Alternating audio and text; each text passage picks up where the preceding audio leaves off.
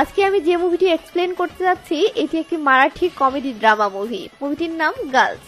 এটি মুভির দ্বিতীয় পার্ট। দাঁড়ান, প্রথম পার্ট দেখেননি বলে দৌড় দিয়েন না। প্রথম পার্টে যতটুকু কাহিনী ছিল তার টুক করে বলে দিচ্ছি।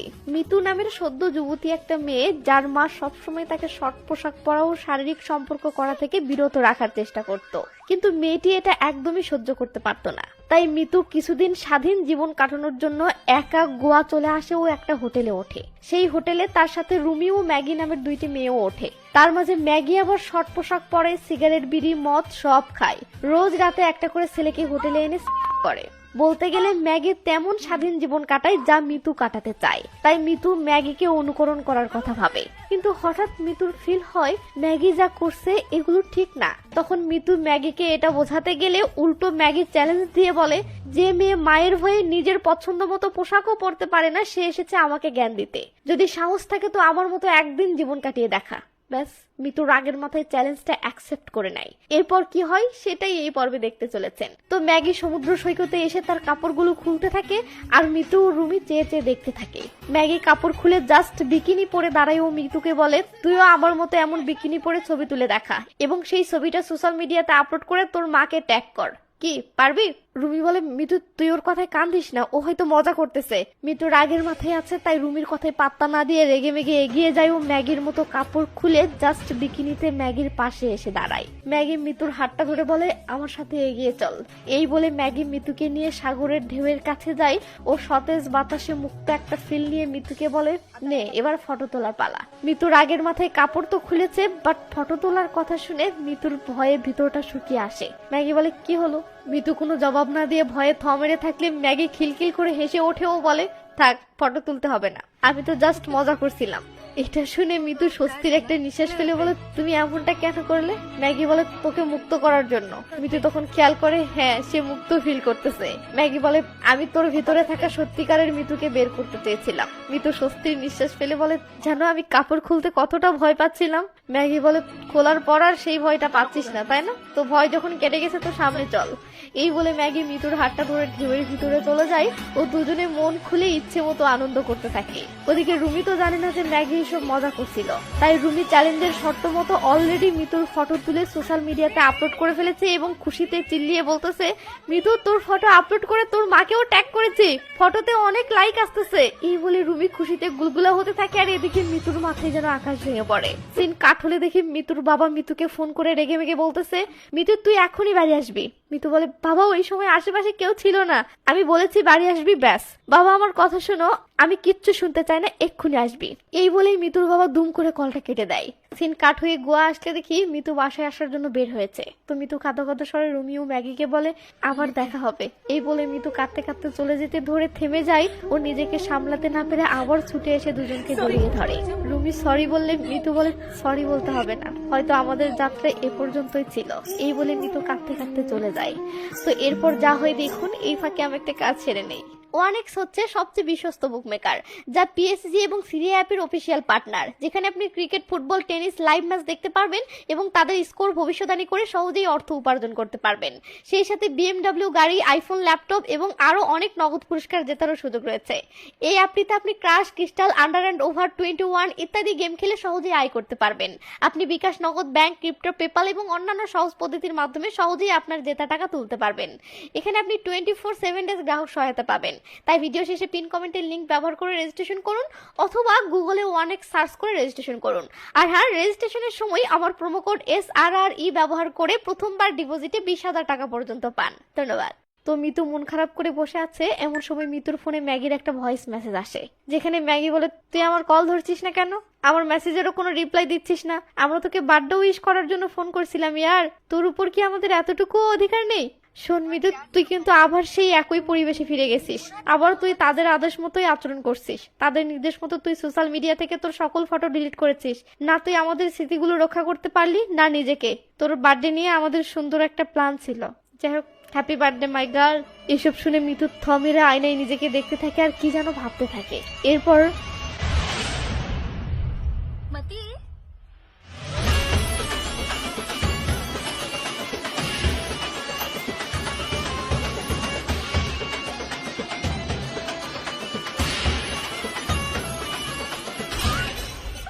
তো মিতুর মা দেখে মিতু একটা চিঠি রেখে গেছে, যেটাতে লেখা তোমরা আমাকে খুঁজতে বের হইও না, কারণ আমি নিজেকে খুঁজতে বের হয়েছি।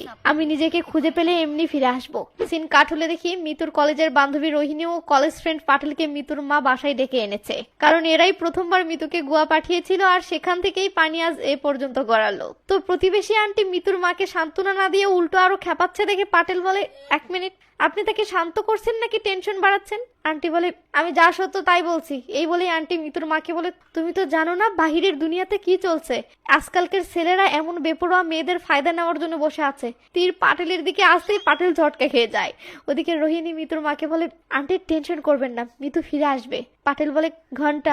হ্যাঁ, আমি আসলে বলতে চাচ্ছি সে গত 1 ঘন্টা থেকে কেঁদে যাচ্ছে। পাশে থেকে প্রতিবেশী আন্টি বলে ওঠে, সে কাঁদবে না তো কি করবে? গতবার মিতু গোয়া গিয়ে সব কাপড় খুলে ফেলেছিল, এবার গিয়ে না জানি কি করে কে জানে। তখনই সিন গোয়া আসতে দেখি মিতু গোয়া এসেছে। তো মিতু এসে খুশিতে আত্মহারা হয়ে ম্যাগি ও রুমকে জড়িয়ে ধরে। ম্যাগি বলে, ওই বার্থডে গার্ল, দুম করে চুলগুলো কেটে ফেলেছিস যে? মিতু বলে, আমি আমার ধার চেক করতে চেয়েছিলাম, তাই আকপাস কিছু ভাবিনি, খেঁচাখ্যাচ চালিয়ে দিয়েছি। আর হ্যাঁ, শুধু চুল নয়, পিছুটানও কেটে ফেলেছি। ম্যাগি খুশি হয়ে হাই ফাইভ দেয় ও একটা গাড়ি দেখিয়ে বলে, সারপ্রাইজ। মিতু তখন খুশিতে গুলগুলা হয়ে গেলে ম্যাগি বলে, চল আজ লং ড্রাইভে বের হবো।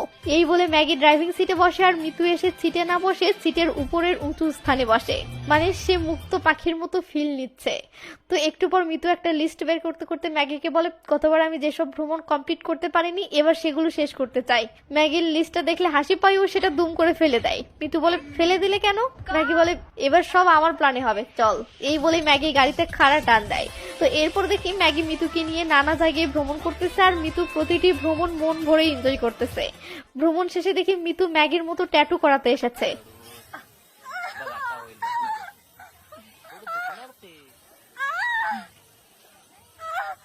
তো পাশের মেয়েটা কেঁদে কুদে শেষ করতেছে, অথচ মিতু চুপ হয়ে আছে দেখে ম্যাগি অবাক হয়ে বলে, তুই সূচের আঘাতে কষ্ট পাচ্ছিস না? মিতু বলে, আমার পরিবার আমাকে প্রতিনিয়ত এমন ভাবে আঘাত করেছে যে এখন এই ছোট সূচের আঘাত আমার কাছে আঘাতই মনে হচ্ছে না। এমন জবাব শুনে ম্যাগি ও রুমি তো অবাক।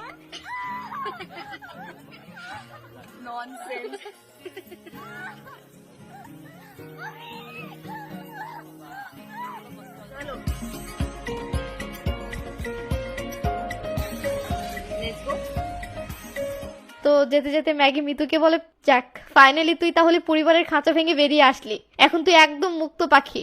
সিন মিতুর বাবার কাছে আসলে দেখি মিতুর বাবা তার বউকে বলতেছে, প্রতিবেশীদের কথা শুনে সবসময় খারাপ কিছু ভাবো না, সে ফিরে আসবে, কিন্তু কখন আর কিভাবে? সে যাওয়ার আগে তো আমাদের জানাতে পারতো। সে জানে না যে একজন মায়ের এটার জন্য কতটা টেনশন হতে পারে। মিতুর বাবা বলে, আমি সেটা বুঝতে পারছি, তুমি বুঝে এখন কি করবে? তুমি বলেছিলে ওর উপর বিশ্বাস রাখতে, কিন্তু এখন দেখো সে কিভাবে বিশ্বাসঘাতকতা করলো। আচ্ছা, আমরা কি পুলিশ কমপ্লেন করব? মিতুর বাবা বলে, তাদেরকে কি বলবে? যে তুমি তাকে স্বাধীনতা দিচ্ছিলে না বলে সে বাড়ি ছেড়েছে, সে আমাদের স্বৈরাচারের কারণে পালিয়েছে। তুমি বুঝছো না কেন? সে আর ছোট মেয়ে নয়, সে অনেক বড় হয়ে গেছে, এতটা বড় যে বাবা মায়ের বিরুদ্ধেই বিদ্রোহ করেছে। ওদিকে মিতু জীবনে ফার্স্ট টাইম বিয়ার খেতে যাচ্ছে, তাই রুমি মজা করে ভিডিও করতে শুরু করলে মিতু ক্যামেরায় বলে, হাই গাইস, এটা আমার জীবনের প্রথম বিয়ার, আমি খুব খুব খুব এক্সাইটেড। তো আমি এখন প্রথম চুমুক নিচ্ছি। এই বলে মিতু বিয়ার খেতে শুরু করে আর এই ভিডিওটি মিতুর আইডিতে আপলোড হতেই সেটা মিতুর মায়ের ফোনে চলে আসে। মিতুর মা ভিডিওটি দেখে তো শক, সে মিতুর বাবাকে দেখিয়ে বলে, নাও এখন তার জন্য গর্ব করো। মিতুর বাবা আর কোনো জবাব দিতে পারে না। ওদিকে এরা গাড়ি নিয়ে আবার বেরিয়ে পড়লে রুমি ড্রাইভিং করতে করতে বলে, আমার বাবা মায়ের ডিভোর্সের আগের রাতটা আমার আজও মনে আছে। বাবাকে ছাড়া আমার মায়ের ভবিষ্যৎ কি হবে সেটা নিয়ে আমার মা না ভেবে বরং বাবাকে ছাড়া আমার ভবিষ্যৎ যেন খারাপ না হয় সেটা নিয়েই টেনশন করছিল। পিছন থেকে ম্যাগি বলে ওঠে, বাবারা সবসময় এমন হারামি হয় কেন? রুমি বলে, সব বাবা এক নয়, আর হ্যাঁ, কে কেমন পরিবারে জন্ম নিবে সেটা তো নিজের হাতে থাকে না, তাই না? ম্যাগি বলে ওঠে, কিন্তু পরিবার পছন্দ না হলে পরিবার ছেড়ে আসা তো আমাদের হাতে থাকে, তাই না? কথাটা মিতুর ভীষণ খারাপ লাগে, কারণ সেও তো পরিবার ছেড়ে এসেছে। তার মানে কি তার বাবা মা এতটাই খারাপ ছিল? এটা মিতুকে ভীষণ ভাবায়। এরপর দেখি ম্যাগি গাড়ি চালাচ্ছে আর রুমি পিছনে বসে থেকে সেলফি তুলতেছে। এমন সময় রুমির ফোনে রুমির বয়ফ্রেন্ড আদিত্যর কল আসলে ম্যাগি বলে, আদিত্য তোকে ছেড়ে দিয়েছে, তারপরেও আজও কেন তুই ওকে নিয়ে পড়ে আছিস? তোর কি মনে হয় না সে তোকে ভুলে কবেই মুভ অন করেছে? রুমি বলে, সবসময় তুই নেগেটিভ কেন ভাবিস? ম্যাগি বলে, আজকালকার যেমন প্রেম ভালোবাসা বলতে কিছু নেই, তোরও দৃষ্টিতে হয়তো নেই, কিন্তু আমার দৃষ্টিতে আছে। আমি এখনো ভালোবাসায় বিশ্বাস রাখি, বুঝেছিস? ম্যাগি আর কিছু বলে না। একটু পর দেখি মিতু পাটেলকে ফোন করে বলতেছে, কি খবরে নালায়েক, ফোন করিস না কেন? পাটেল কোনো কথা না বললে মিতু বলে, ও তুই তো আমার উপর রাগ করে আছিস, সরি ইয়ার। পাটেল বলে, আরে না, আমি তো আরো সত্যিই অনেক খুশি যে তুই নিজের মতো লাইফ এনজয় করছিস, তো তাই ফোন করে ডিস্টার্ব করিনি। এটা শুনে মিতু অনেক খুশি হয়ে বলে, থ্যাঙ্কস ইয়ার, তুই সব সময় আমার পাশে ছিলি, আমি চাই তুই যেন এভাবে সারা জীবন আমার পাশে থাকিস। শেষের লাইনটা শুনে পাটেল তো গুলগুলা। মিতু বলে, আমাকে কি বার্থডে উইশ করবি নাকি আমার লাথি খাওয়ার ইচ্ছা আছে? যারা প্রথম পর্ব দেখেছেন তারা তো জানেনি মিতু একবার পাটেলের কোথায় লাথি মেরেছিল, তাই পাটেল হেসে দেয় ও মিতুকে বার্থডে উইশ করে। মিতু বলে, থ্যাঙ্কস, ভালো থাকিস, বাই তাহলে। পাটেলও তখন খুশি হয়ে বাই জানায়। সিন মিতুর বাসায় আসলে দেখি মিতুর মা মিতুর বার্থডে উপলক্ষে একটা কেক এনেছে।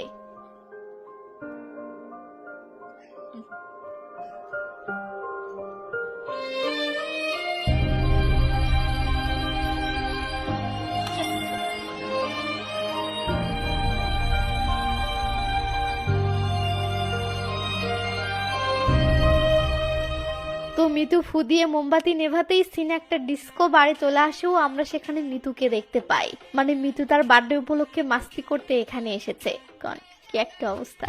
ওদিকে মিতুর মা চোখের জলে মিতুর বার্থডে পালন করতেছে, আর এদিকে মিতুর ডিস্কোতে নেচে মাল খেয়ে বার্থডে পালন করতেছে। তো যাই হোক, ডিস্কো শেষে ম্যাগি মিতু ও রুমিকে নিয়ে একটা লোকেশনে আসে এবং গাড়ি থামিয়ে গাড়ি থেকে বের হয়। রুমি ও মিতু তো অবাক, কারণ এটা বিশাল বড় একটা বাড়ি। তো ম্যাগি বলে, তোরা থাক, আমি আসতেছি। এই বলে ম্যাগি সেই বাড়ির ভিতরে চলে গেলে এরাও গাড়ি থেকে নেমে অবাক হয়ে বাড়িটা দেখতে থাকে। এমন সময় বাড়ির ভিতর থেকে চিল্লাচিল্লির আওয়াজ আসলে আমরা দেখি বাসার ভিতরে একটা বৃদ্ধা মহিলা গলায় দড়ি দেওয়ার চেষ্টা করছিল। ম্যাগি তাকে থামিয়ে তার সাথে ঝগড়া করতেছে। এদের কথাবার্তা শুনে আমরা বুঝতে পারি এটা ম্যাগির দাদি। আর ম্যাগি কাউকে কিছু না বলে বাড়ি ছেড়ে চলে গেছে। এই রাগের শোকে ম্যাগির দাদি রাগ করে গলায় দড়ি দিতে গিয়েছিল। তো ম্যাগির দাদি হঠাৎ দরজার দিকে তাকিয়ে থমকে গিয়ে বলে, তোমরা কারা? ম্যাগি বলে, ওরা আমার ফ্রেন্ডস মিতু এবং রুমি। ম্যাগির দাদি তখন রুমিকে দেখে বলে, এই স্যারি, তুই স্বামী সন্তান রেখে এর সাথে ঘুরছিস কেন? এক্সকিউজ মি, আমি সিঙ্গেল। দাদি বলে, তোর পেট দেখে তো মনে হচ্ছে তুই 4 মাসের প্রেগনেন্ট। লাউ ঠালা। রুমির মেজাজ তো পুরো খারাপ। ম্যাগি রুমিকে বলে, প্লিজ কিছু মনে করিস না, দাদির মাথায় একটু সমস্যা আছে। পাশের রুম থেকে একজন এসে বলে, তো তোর মাথা ঠিক আছে? ম্যাগি বলে, আমি তোর সাথে কথা বলতে চাই না। লোকটি বলে, আরে বাহ, এই বাড়ির গাড়ি ব্যবহার করতে সমস্যা নেই, আবার এই বাড়ির লোকের সাথে ভালো ব্যবহার করতে সমস্যা?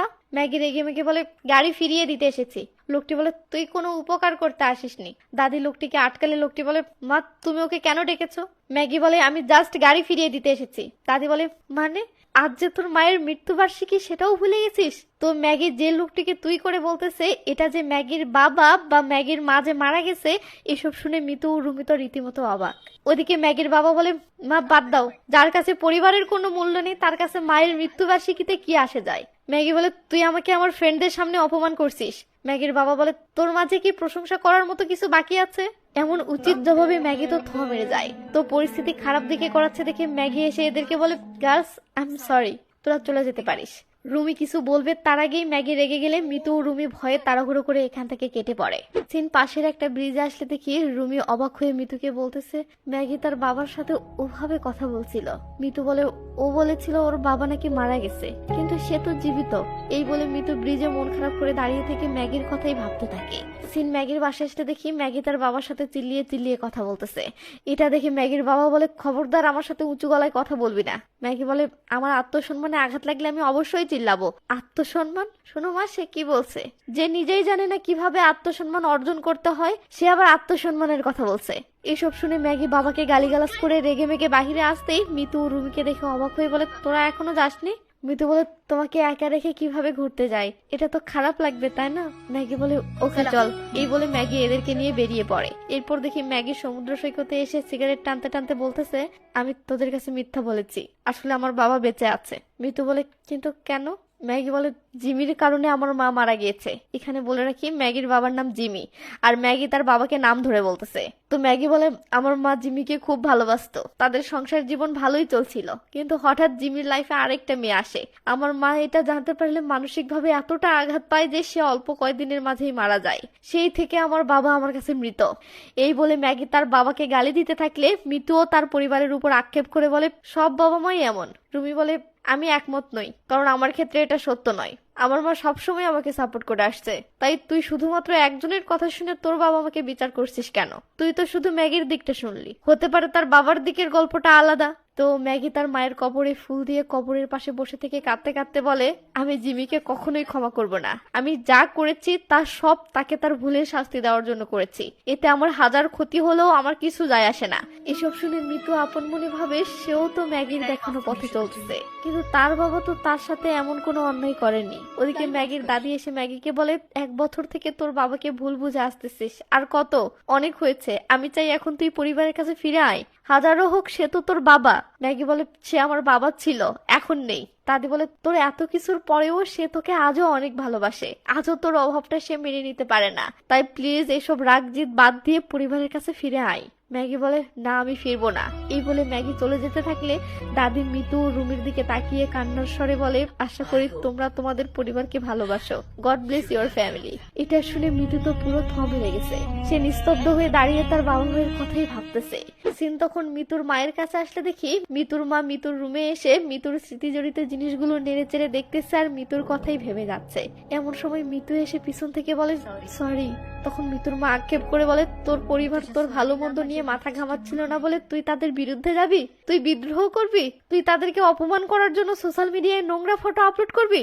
মিতু কোনো কথা বলে না। মিতুর মা ইমোশনাল হয়ে বলে, তুই যদি আমাদের হাতের খেলনা হতিস না তাহলে তোকে হারানোর ভয়ে এতটা কষ্ট পেতাম না, কিন্তু সমস্যা হলো তুই আমার মেয়ে, তাই আমার মন তোর জন্য কাঁদে, তোর ভালো মন্দ নিয়ে চিন্তা হয়। কিন্তু আমাদের এই ভালোবাসা যখন তোর কাছে শিকল মনে হয়, তো যা, বেরিয়ে যা, পৃথিবী ঘুরে বেড়া। এই বলে মিতুর মা মিতুকে বের করে দিয়ে বলে, যখন তোর তৃপ্তি মিটবে তখন ফিরিস, তোর কোনো শখ যেন অপূর্ণ না থাকে। এমন সময় মিতুর বাবা দরজায় নক করতে থাকলে মিতুর মা দরজা খুলে দিয়ে বুঝতে পারে মেয়ের টেনশনে এতক্ষণ সে আসলে আপন খেয়ালে ধান্দা দেখছিল।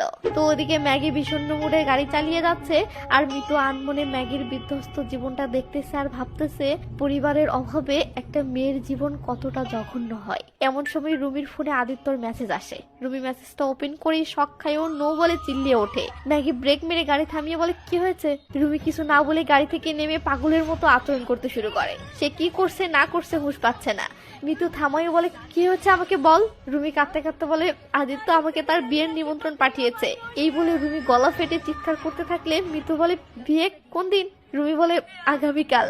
এটা শুনে ম্যাগি টেনশনে পড়ে যায়। সিন রুমির বাসায় আসলে দেখি রুমি তার মাকে ঘটনাটা বলতেছে ও কান্নায় ভেঙে পড়তেছে।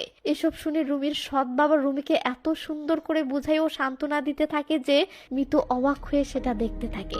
ওদিকে রুমির মাও বলে, শোন, তুই আধুনিক প্রজন্মের মেয়ে, রিলেশনের ব্রেকআপ নিয়ে এভাবে কান্না করা তোর সাজে না। ডিভোর্সের পর আমি যখন ভেঙে পড়েছিলাম তখন তুই তো আমাকে সারাক্ষণ সান্ত্বনা দিতিস, সারাক্ষণ নানা কথা বলে বোঝাতিস। এখন সেই তুই এভাবে ভেঙে পড়লে কি করে হবে? রুমির মায়ের এমন বন্ধুসুলভ সম্পর্ক দেখে মিতু অবাক হয়ে যায় এবং বুঝতে পারে এমন মা পেতে চাইলে নিজেকে আগে এমন মেন্টালিটির হতে হয়। ওদিকে রুমি তার মাকে বলে, মা, আমার ভালোবাসা কি এতটাই ঠুনকো ছিল যে আমি দুম করে ওকে ভুলে যাব? তবে আমি সত্যিই ওকে অনেক ভালোবাসি। আমি তার সাথে কাটানো প্রতিটি স্মৃতিকে প্রচন্ড সম্মান করি। ম্যাগি রেগে মেগে বলে, কিন্তু সে নিজের সম্মানটুকু জানে না। রুমি খেপে গিয়ে বলে, সেট আপ, যে নিজের পরিবারকেই ভালোবাসতে জানে না সে ভালোবাসার মর্ম কি বুঝবে? মিতু বলে, রুমি তুই কিন্তু। রুমি বলে, যে নিজের স্বার্থের জন্য পরিবারকে কষ্ট দিতে পারে সে আবার অন্যের কষ্ট কি করে বুঝবে? লে এবার। দুজনেই একদম চুপ। একটু পর মিতু বলে, রুমি, আদিত্যের সাথে তোর সব শেষ হয়ে গেছে, এটা মানতে চাচ্ছিস না কেন? রুমি বলে, সব শেষ হয়ে গেছে তাই তো? এই বলে রুমি দৌড়ে রুমির ভিতরে গিয়ে দরজা লাগিয়ে দেয় ও নিজেকেও শেষ করার চেষ্টা শুরু করে। ম্যাগি অনেক কষ্টে দরজাটা খুলেই দৌড়ে এসে রুমিকে আটকাইও বলে, চল, আজ হয় আদিত্যকে তছনছ করবো নয়তো তার বিয়ে তছনছ করবো। সিন আদিত্যর বিয়ে বাড়িতে চলে আসলে দেখি ম্যাগি রুমি ও মিতুকে নিয়ে আদিত্যর বিয়ের অনুষ্ঠানে ঢুকতেছে। তো রুমি ভিতরে আসলে দেখে আদিত্য ও তার বউয়ের রিলেশনে থাকা অবস্থায় তোলা রোমান্টিক ফটোগুলো প্রজেক্টরে দেখানো হচ্ছে। এইসব দেখি রুমি হাউমাউ করে কাঁদতে থাকে। সিন তখন আদিত্যর কাছে আসলে দেখি সে তার হবু বউয়ের সাথে খুনসুটিতে মেতেছে। তো রুমি চোখের সামনে এসব দেখতে না পেরে চলে যেতে ধরলে ম্যাগি ও মিতু তাকে আটকায় এবং বলে, আজ যদি মামলাটা ক্লোজ করতে না পারিস তো সারা জীবন এই বোঝাটা বয়ে বেড়াতে হবে। এই বলেই মিতু রুমিকে আদিত্যর কাছে যাওয়ার জন্য ধাক্কা দেয়, কিন্তু রুমি সাহস পাচ্ছে না দেখে ম্যাগি রুমিকে এক প্যাক খেতে দিলে রুমির রাগের ঠেলায় ধ্যামা ধ্যামা আরো 2 প্যাক মেরে দেয়।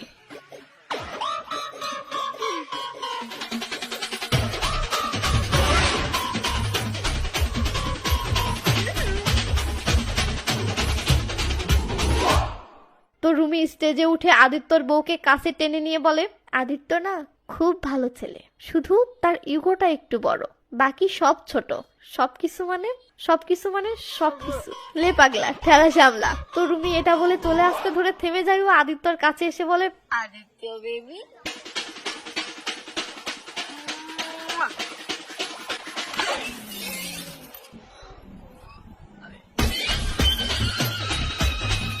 তো এরপর তিনজন হাসি মুখে বিয়ে বাড়ি থেকে ফিরতেছে, এমন সময় ম্যাগির ফোনে থানা থেকে কল আসে। সিন থানায় আসতে দেখি ডিএসপি কিছু ফটো দেখতেছে যেখানে ম্যাগির ও মিতুর সাথে একটা বিদেশি ছেলেকে দেখা যাচ্ছে। যারা প্রথম পার্ট দেখেছেন তারা জানেন যে এই ছেলেটির সাথে ম্যাগির বন্ধুত্ব ছিল এবং ম্যাগি এই ছেলেটির সাথে এক রাতও কাটিয়েছিল।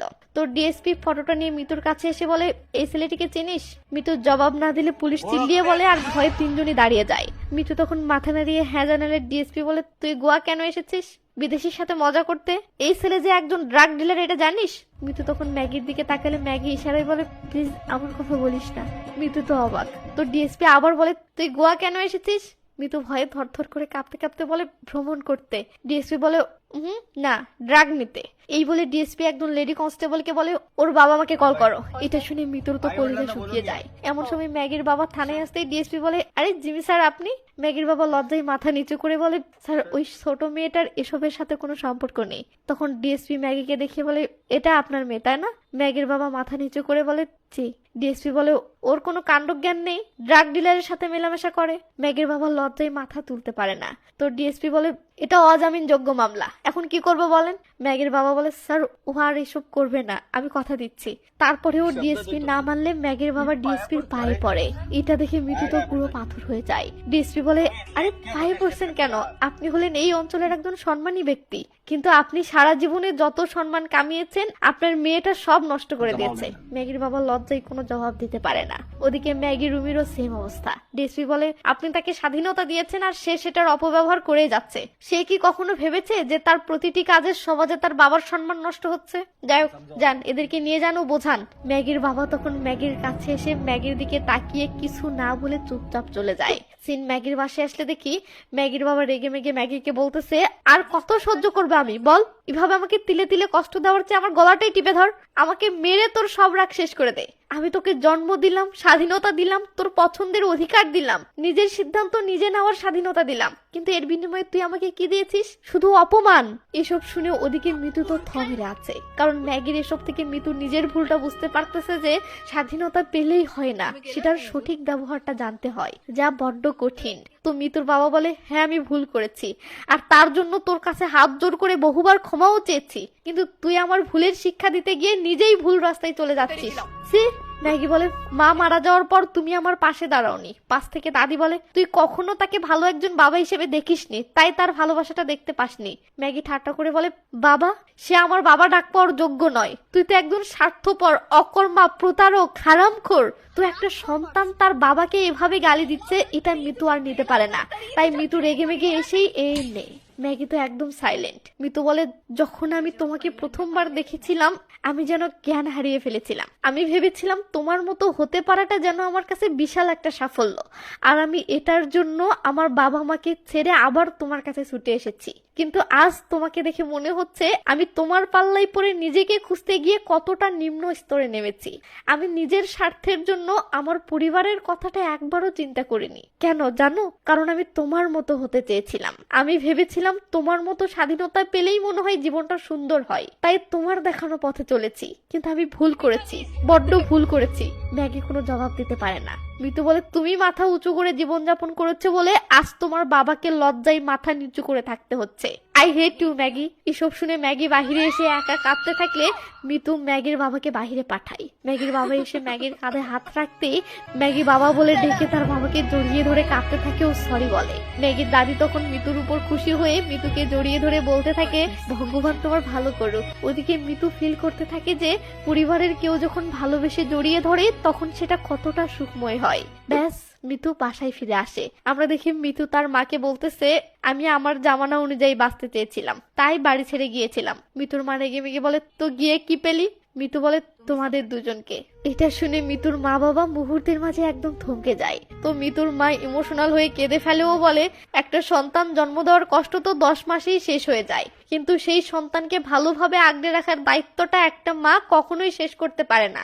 এই দায়িত্বটা পালন করতে গিয়ে একটা মা তার নিজের সমস্ত স্বপ্নগুলো হারিয়ে ফেলে, নিজের স্বাধীনতাগুলো হারিয়ে ফেলে, নিজের পছন্দ অপছন্দ সব হারিয়ে ফেলে। একটা মা সারা জীবন রান্না করে, কিন্তু রান্নাটা সবসময় স্বামী সন্তানের পছন্দে হয়। কই কোনো মা তো এটা নিয়ে কখনো অভিযোগ করে না, আমার পুরো জীবন যে রান্নাঘরের 4 দেয়ালে বন্দি হয়ে পড়ে আছে, আমি তো তোর মতো বিদ্রোহ করতে পারি না। এসব শুনে মিতু তার মায়ের কাছে হাঁটু গেড়ে বসে মায়ের হাতটা ধরে বলে, সরি মা। মিতুর মা বলে, আমরা তোকে শুধু ভালোবেসেছি, কখনো হয়তো তোর বন্ধু হতে পারিনি, এটা আমাদের ভুল হয়েছে। এটা শুনে মিতু তার মায়ের কোলে মাথা রাখলে তার মাও সরি বলে। তখন মিতুর বাবা বলে, কেন সবসময় সন্তানেরাই বাবা মাকে বুঝবে? কখনো কখনো বাবা মারাও যদি সন্তানদেরকে একটু বোঝার চেষ্টা করে তো সমস্যা কোথায়? সিন মিতুর কলেজে আসলে দেখি পাটেল সেই অস্থির একটা পাট নিয়ে বসে আছে। পিছন থেকে মিতু পাটেল বলে ডাক দিলে পাটেল তো মিতুর এমন লুক দেখে পুরো অবাক। তো মিতু পাটেলের কাছে এসে বলে, এভাবে কি দেখছিস? আরে কি দেখছিস?